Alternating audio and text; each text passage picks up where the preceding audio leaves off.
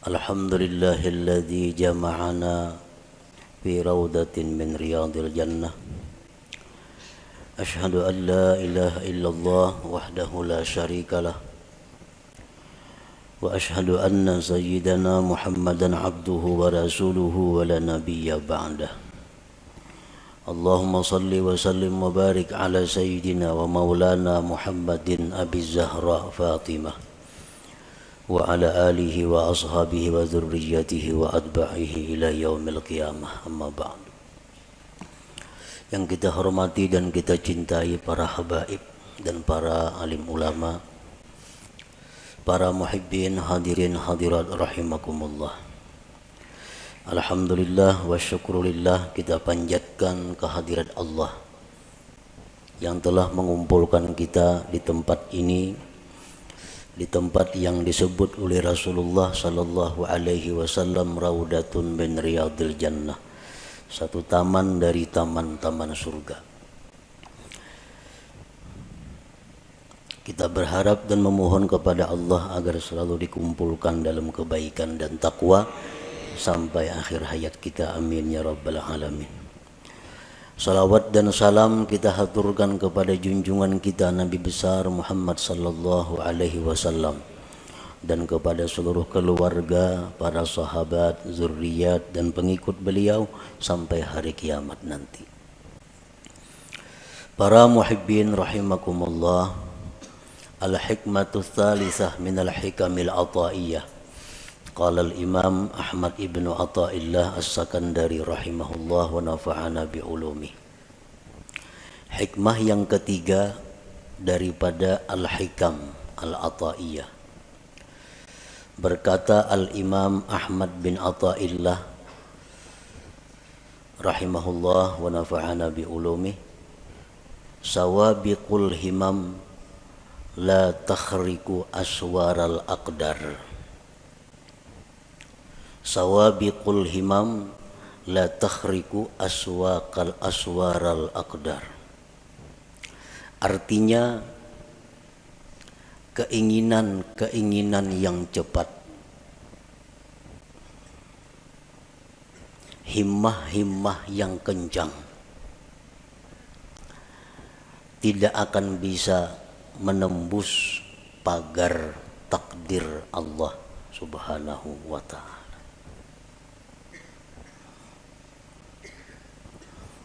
Bagaimanapun keinginan kita, kuat dan kencangnya itu keinginan kita, kada akan bisa merubik atau menembus pagar-pagar takdir Allah Subhanahu wa ta'ala. Para muhibbin rahimakumullah, sawabiqul himam itu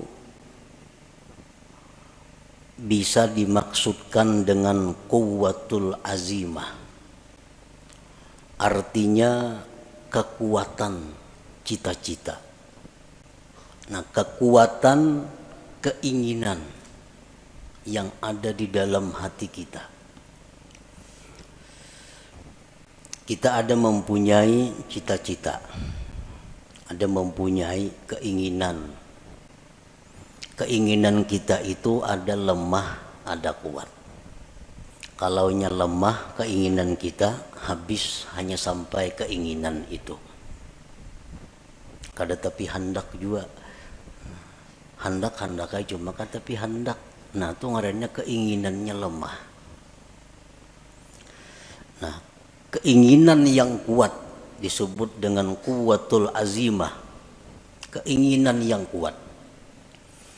Keinginan yang kuat dalam diri kita itu menimbulkan beberapa perkara. Satu, al-kasbu, usaha.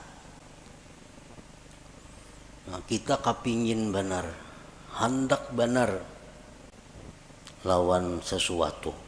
Hendak benar kita jadi orang sugih. Hendak benar jadi orang alim.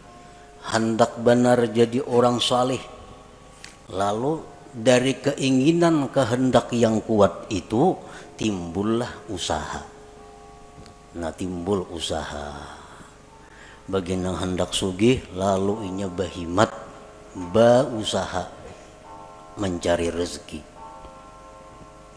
Bagi nang keinginan kuat hendak jadi orang alim, usaha bahimat mengaji ke situ kamari memperbanyak ilmu.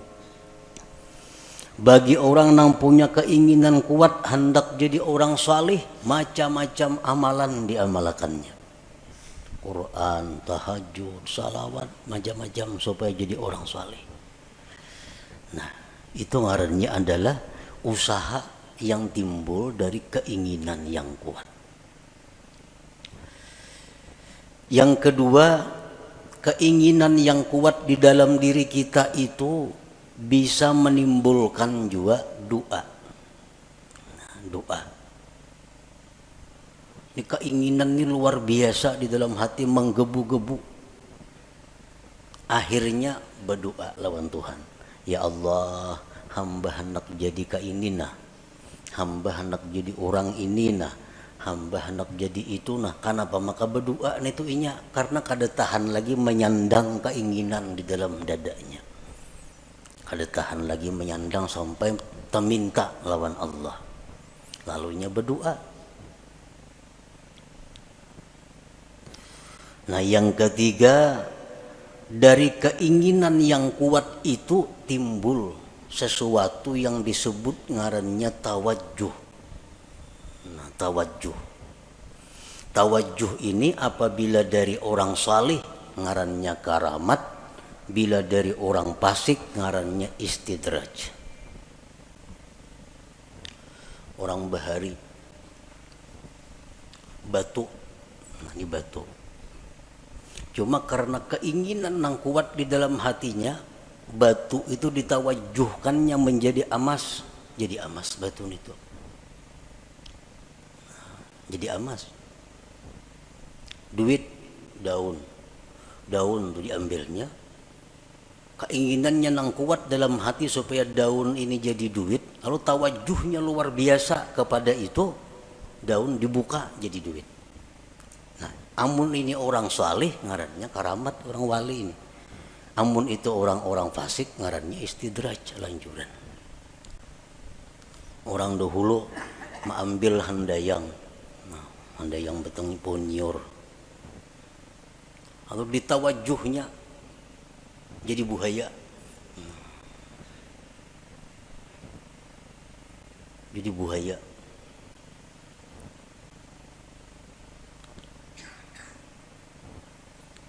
Kenapa bisa jadi buaya? Maka handayang nyiur. Karena nang ini orang punya keinginan kuat di dalam hatinya supaya jadi buaya, lalu timbul tawajuh yang kuat, nah jadi buaya. Nah jadi 3 macam itu usaha tadi, doa atau tawajuh itu berasal dari kekuatan cita-cita di dalam hati kita. Nah kekuatan cita-cita di dalam hati kita yang menimbulkan usaha atau menimbulkan doa atau menimbulkan tawajuh tadi, la yahsulu kullun minha idza aradal aqdar, semuanya itu kada akan berhasil apabila berlawanan dengan takdir Allah. Bila mana berlawanan dengan takdir Allah, cita-citanya kuat hendak jadi orang sugih, lalu inya berusaha macam-macam buka usaha. Kalau takdirnya orang ini jadi miskin, usahanya selalu gagal. Kayak apa aja kuatnya keinginan kita, kayak apa aja usaha kita itu banyaknya, kada akan bisa menembus pagar takdir Allah. Kalau sudah kita ditakdirkan jadi orang miskin, kada kawa. Usaha apa aja dijalankan, kada mau cucuk, kada mau berhasil. Siang malam buka usaha, macam-macam cabang usaha, kehendakan jadi orang sugih, kada kawa. Kalau kada didukung diperintah disesuaikan dengan takdir Allah Subhanahu wa taala. Nah, itu salah satu maksud tadi, sawabikul himam la takhriqu aswaral aqdar. Doa, cita-cita nang kuat di dalam hati, akhirnya berdoa, saling panjangan doa, tetangis-tangis berdoa. Tapi kalau takdir kada mendukung, doa kada akan jadi apa-apa. Doa kada akan diterima, doa kada akan berhasil apabila berlawanan dengan takdir Allah. Kita ditakdirakan sakit, semalaman kita berdoa supaya sehat, kan mau kabul doa, karena takdir sudah berdahulu. Belum kita berdoa sudah ada takdir kita sakit. Jadi doa kita kayak apapun hebatnya, walaupun doa dari nabi, doa dari wali, ismul a'zam macam-macam dibaca, kada mau berhasil kalau itu sudah bertentangan dengan takdir Allah. Bagaimanapun hebatnya, kencangnya, kada akan bisa menembus pagar takdir Allah Ta'ala itu. Nah, tawajuh kayak itu juga. Tawajuh, kayak apapun orang mentawajuhkan sesuatu, digiling-giling batu berjam-jam kada jadi emas juga, padas tangan. Nah, kalau takdirnya kada ada. Nah, kalau nang takdirnya memang jadi, beberapa japa aja ditawajuhnya itu batu jadi emas.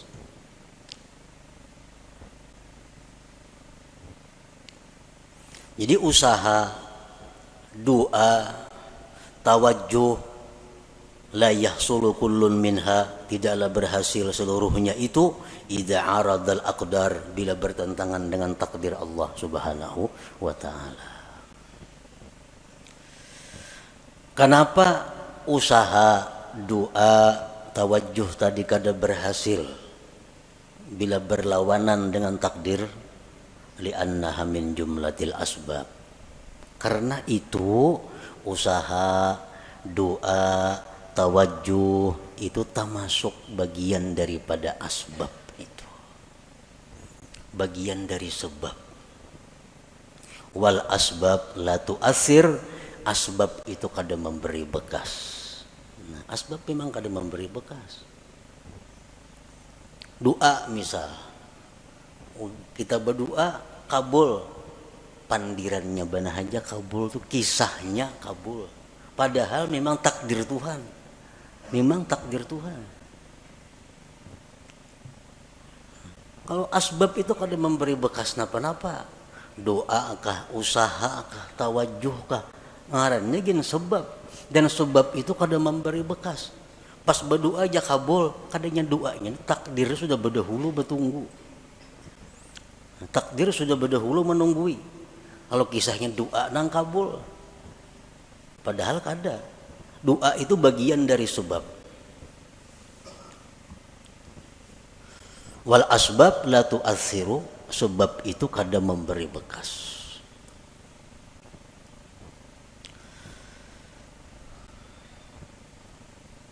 Kalau sebab itu kada memberi bekas, nang apa gunanya? Sebab tuh kada memberi bekas, nang apa gunanya?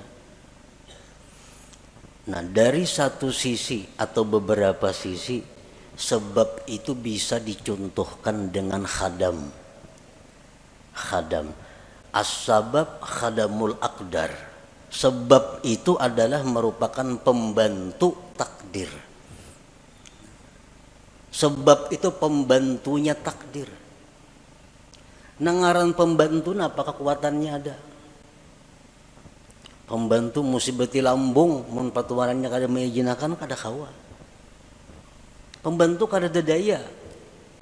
Berangkat, bulik, angkat ini, angkat, turunakan ini, turun. Pembantu. Nah, as-sabab itu khadamul aqdar, khadamnya takdir. Dan nangaran khadam ini diupah. Bila baik diganjar pahala, bila jahat diganjar dosa. Nah, jadi itulah adanya sebab ini hanya untuk menimbulkan ganjaran. Kalau mempengaruhi, sebab kada ada sama sekali.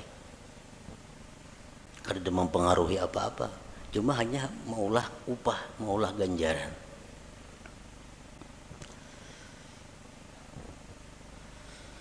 Nah, para muhibbin rahimakumullah, faman i'taqada annal asbab tu'athir fahuwa kafir. Siapa yang mengiktikadkan dalam hatinya bahwa asbab itu memberi bekas, maka dia kafir.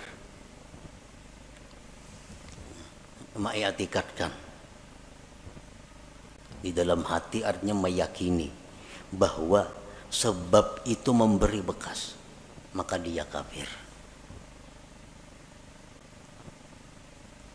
Mbahku doakannya lo gila aja. Kehati-hatinya kah itu, makanya doa aku lo gila. Kayak doa itu menggilaakan inya sampai ke dalam hati inya meyakini bahwa gara-gara doa inya jadi gila. Nah ini kafir, karena menganggap doa itu memberi bekas, padahal doa bagian daripada sebab.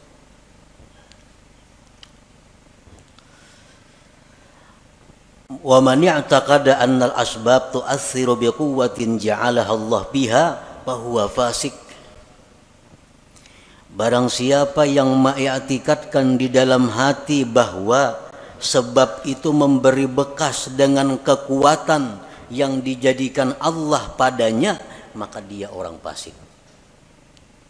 Ujarnya, sebab itu kada memberi bekas. Cuma di dalam sebab itu ada kekuatan yang diandak Allah, akhirnya memberi bekas. Nah ini fasik. Contohnya lagi pisau itu kada melukai jarinya, tetapi karena di pisau itu ada kekuatan yang diletakkan Allah di situ, lalu pisau itu jadi melukai. Nah ini orang fasik ngarannya kalau i'tikad seperti itu.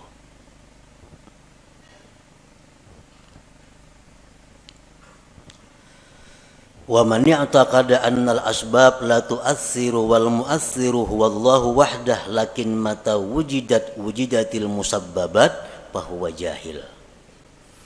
Dan siapa yang mengiktikadkan bahwa sebab itu tidak memberi bekas, yang memberi bekas itu hanyalah Allah semata, tetapi apabila ada sebab maka ada musabbab, maka itu orang namanya jahil. Ngarannya jahil. Ujarnya, sebab itu kada memberi bekas. Nang memberi bekas itu Allah wahdah, Allah semata. Tetapi jarnya bila ada sebab ada musabbab. Nah ini orang jahil ngarannya. Api itu kada membakar. Nang membakar itu jarnya adalah Allah. Kalau api itu kada memberi bekas, yang memberi bekas itu Allah. Tetapi jadi bila tagatuk api pasti luyuh. Nah, itu orang jahil ngarannya. Ini orang jahil. Banyaknya orang yang dibakar api kada luyuh. Nabi Ibrahim contohnya. Karena api dalam api kada sing luyuhan, kedinginan lagi sidin. Nah, ini menunjukkan bahwa ada sebab belum tentu ada musabbab. Wa man i'taqada annal asbab la tu'athir wal mu'athir huwallahu wahdah wujudus sabab la yulazimu wujudal musabbab fahuwa muwahhid. Siapa yang mengiktikadkan di dalam hatinya bahwa sebab itu tidak memberi bekas, yang memberi bekas itu hanyalah Allah semata, adanya sebab belum tentu adanya musabbab, maka itulah orang yang bertauhid sebenarnya. Itulah orang yang bertauhid sebenarnya. Nang memberi bekas itu adalah Allah. Sebab kada memberi bekas. Oleh karena itu ada sebab belum tentu ada musabbab. Tagatuk api belum tentu luyuh, tagatuk pisau belum tentu luka, karena itu kada memberi bekas. Nang memberi bekas adalah Allah Subhanahu wa taala. Nah, para muhibbin rahimakumullah.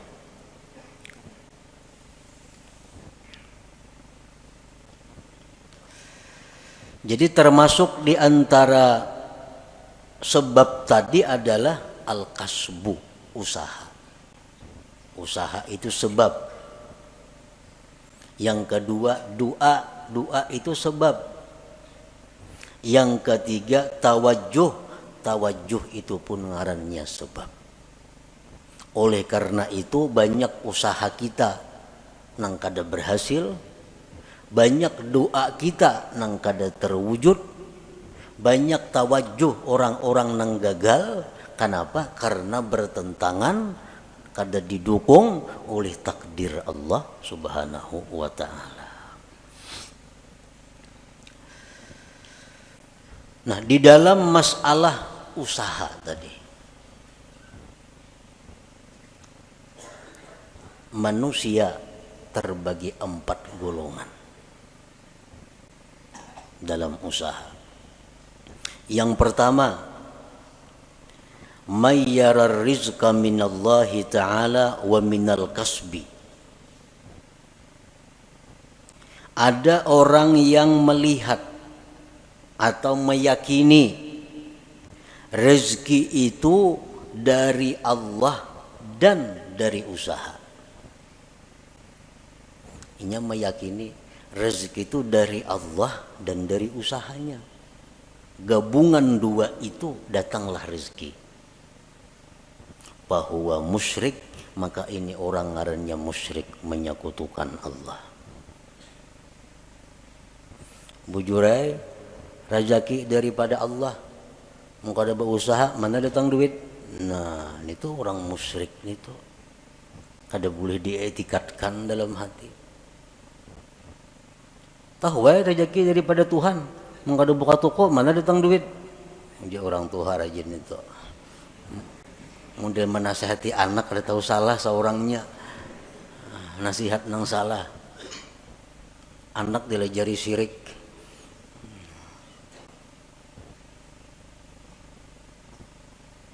Mayyara rizqa minallah ta'ala wa minal kasbi fahuwa musyrik. Yang kedua, mayyara rizqa minallahi ta'ala wa la yadri ayyu'tihi amla fahuwa syakkun munafik. Orang yang melihat atau meyakini rezeki dari Allah, dia sudah tahu rezeki dari Allah, kada daripada yang lain. Rezeki dari Allah. Cuma inya kada tahu, aku ini diberi Tuhan kah kada kah? Bujur aja rezeki dari Allah. Cuma aku ini adakah jatah kada adakah? Nah, ini orang munafik ngarannya.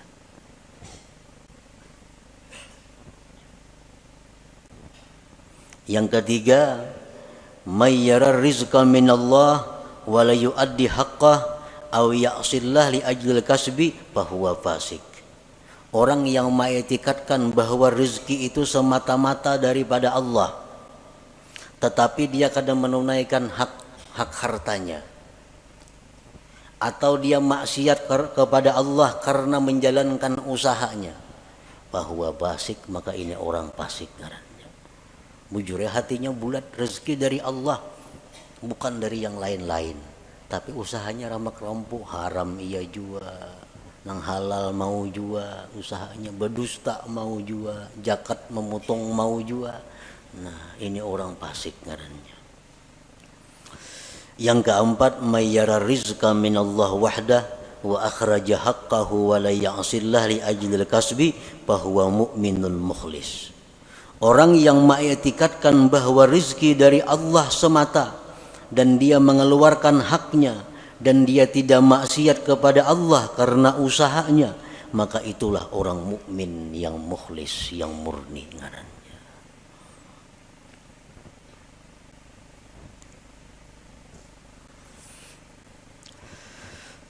Para muhibbin rahimakumullah, Rasulullah sallallahu alaihi wasallam bersabda, beliau mengkhabarkan tentang iman.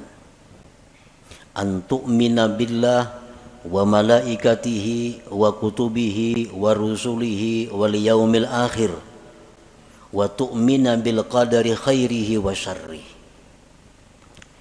Ujar Nabi, iman itu adalah kamu beriman dengan Allah, Allah mempunyai sifat 20 yang wajib, 20 yang mustahil, 1 yang harus. Nang nyaman kayak itu aja. Yang kedua, beriman dengan malaikat. Malaikat itu makhluk Allah nang suci, nang diciptakan Allah, jumlahnya hanya Allah nang tahu berapa. Kita hanya wajib tahu 10. Wa kutubihi, wajib beriman dengan kitab-kitab Allah. Kitab yang diutus ke dunia banyak, cuma kita wajib tahu 4. Wa rusuluhi, dan rasul-rasul Allah, kita wajib beriman.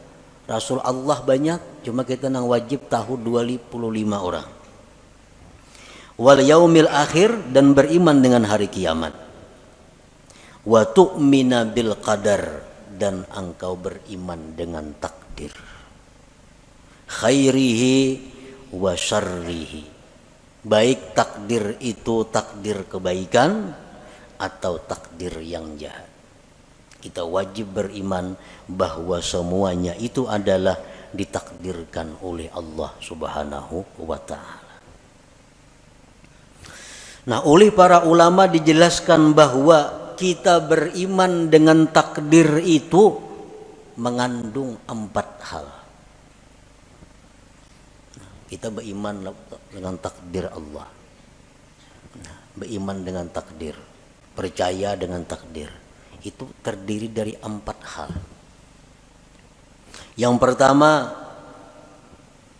yajibu alaika an tu'mina anna wuqu'al asya tabaqan li ilmillahil azali biha. Wajib atas engkau bahwa engkau beriman bahwa terjadinya sesuatu itu sesuai dengan ilmu Allah yang azali.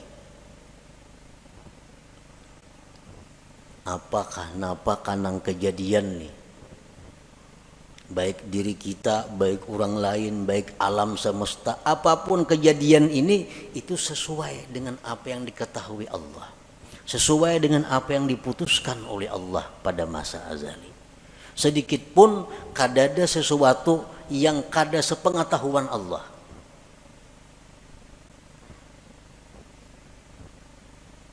Wajib engkau beriman bahwa terjadinya sesuatu itu sesuai dengan ilmunya Allah. Nah, yang kedua, yajibu alaika an tu'mina annahu ta'ala khalaqa af'alal ibad kullaha min khairin wa syarrin wa iman wa kufrin. Wajib atas engkau beriman bahwa Allah Ta'ala itulah yang menciptakan perbuatan hamba seluruhnya, baik jahat, iman dan kafir. Iman, kafir, baik, jahat, itu semuanya adalah ciptaan Allah. Nah, kita wajib di dalam hati mengetikatkan itu. Innallaha khalaqal khaira wasyarr, Allah menciptakan kebaikan dan kejahatan. Tuba liman khuliqa lil khair, untung orang yang diciptakan Allah untuk kebaikan. Allah ada maulah surga, Allah ada maulah neraka. Kedua-duanya ulahan Tuhan. Allah menciptakan manusia, ada yang diciptanya untuk menghuni surga, ada yang dicipta untuk menghuni neraka. Ujar Nabi, tuba liman khuliqa lil khair, beruntung orang yang diciptakan untuk kebaikan.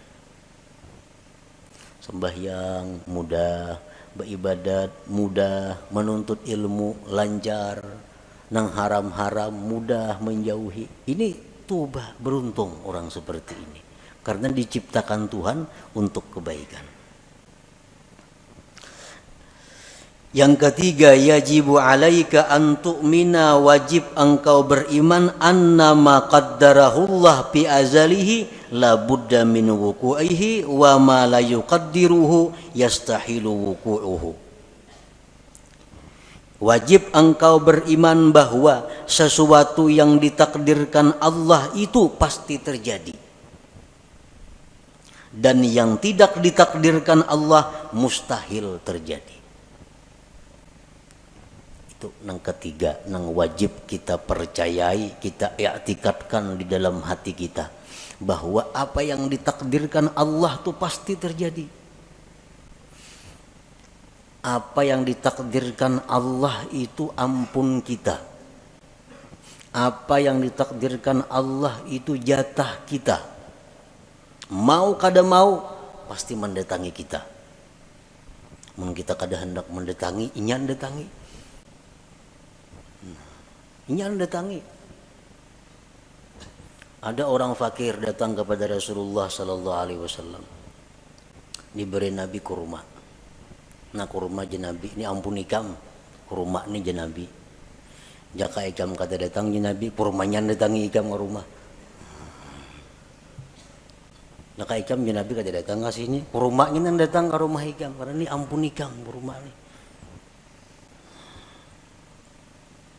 Sesuatu yang ditakdirkan Tuhan itu bukan ampun kita. Nangapa? Karena bukan ampun kita, jatah kita. Mustahil jadi milik kita. Mustahil jadi milik kita. Mesti beambung kita hendak minta kada kawa. Amun itu kada ampun kita. Iya nang tadi kita berusaha, kita berdoa, amun nang diminta ini kada ampun kita kayak apa? Peminta ampun kita. Belum minta diberi Tuhan. Nang sulit ini kita minta nang kada ampun kita, lalu kada kabul doa itu.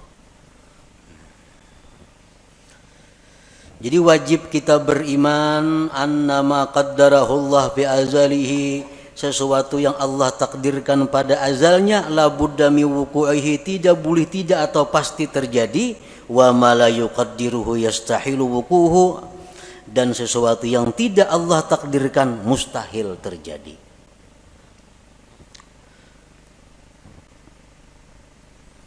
Rasulullah SAW menasihati kita, khususnya sidin menasihati orang-orang yang tamak, orang-orang yang di dalam hatinya menggebu-gebu mengepung dunia. Ujar Nabi, ajmilu fit talab. Ujar Nabi, ajmilu fit talab artinya apa? Elok-eloklah mencari rezeki itu, baik-baik mencari rezeki itu. Kenapa sebabnya? Karena ampun ikam tuh pasti tak ikam juga. Amun tuh memang ampun ikam, tak ikam juga datangnya. Amunnya kada betah dapat. Karena tuh kada ampun ikam. Nah, jadi bercari bujur-bujur nang halal, aturan Allah ke ini, aturan agama, turuti itu. Nah, turuti itu. Karena kalau itu memang ampun ikam, pasti sampai kepada engkau. Doa Sayyidina Ali karramallahu wajhah, Allahumma srif qalbi amma sarabtahu anni.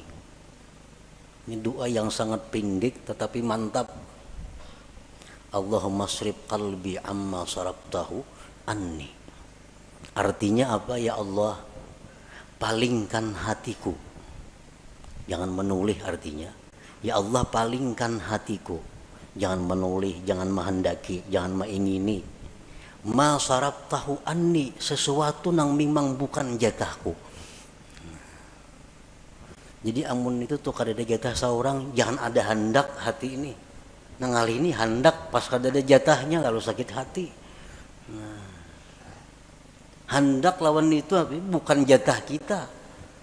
Nah, jadi Allahumma srif qalbi amma sarabtahu anni, ya Allah palingkanlah hatiku dari sesuatu yang telah kamu palingkan dia daripadaku.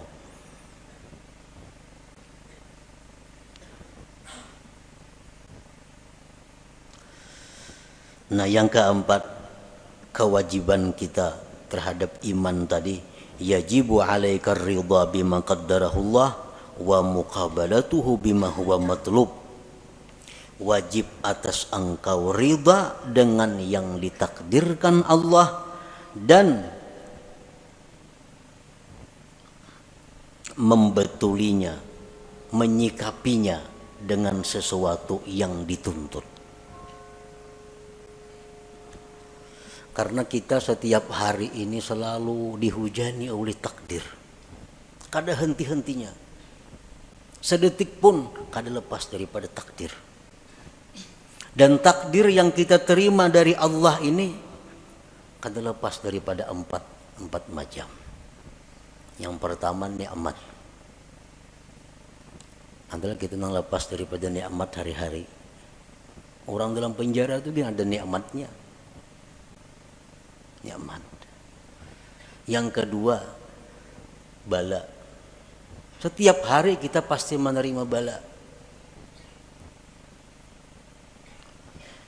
Yang ketiga taat. Taat kepada Allah. Yang keempat maksiat. Nah, ini takdir Allah yang selalu datang kepada kita.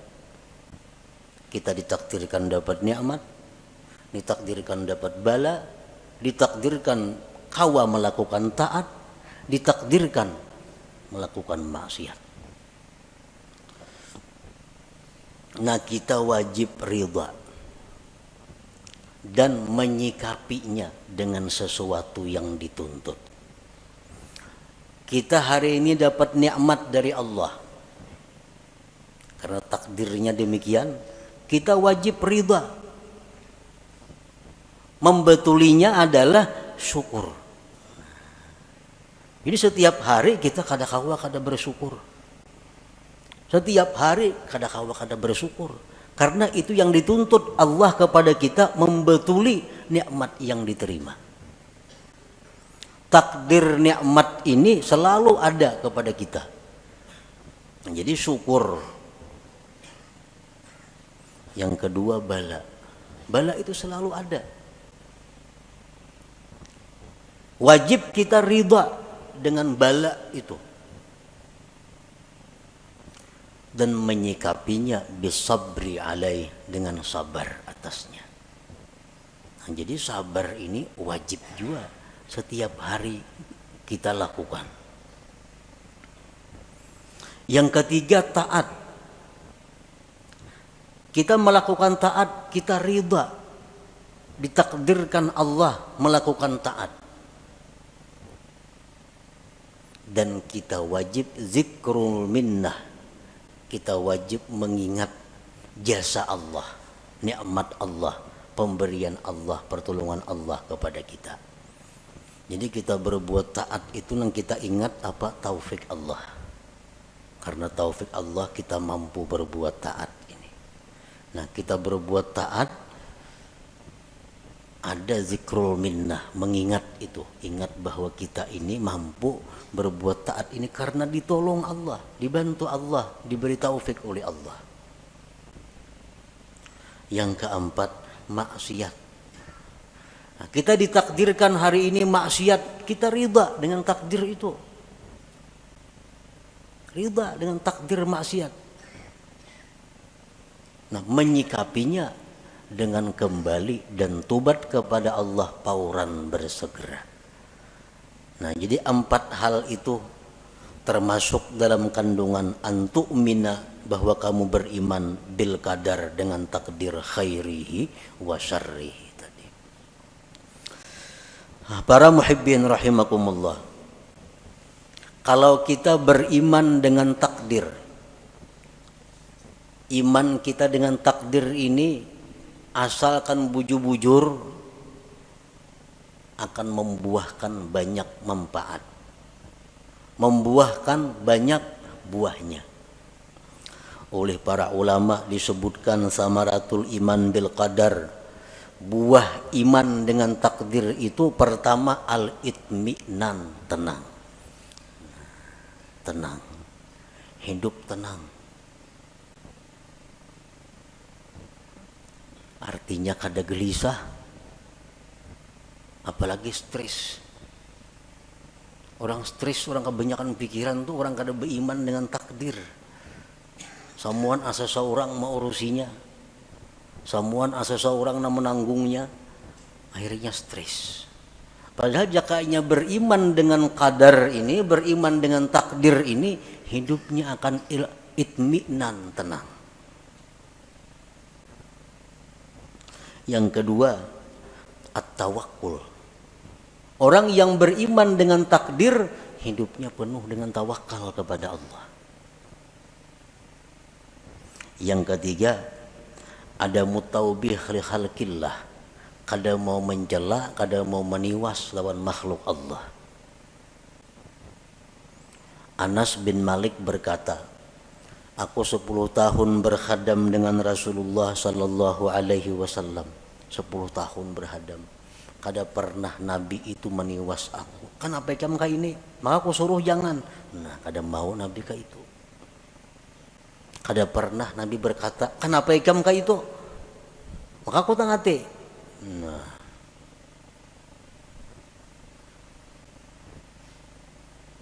kalau kita beriman dengan takdir, kada ada istilah meniwas, menyalahkan makhluk Allah.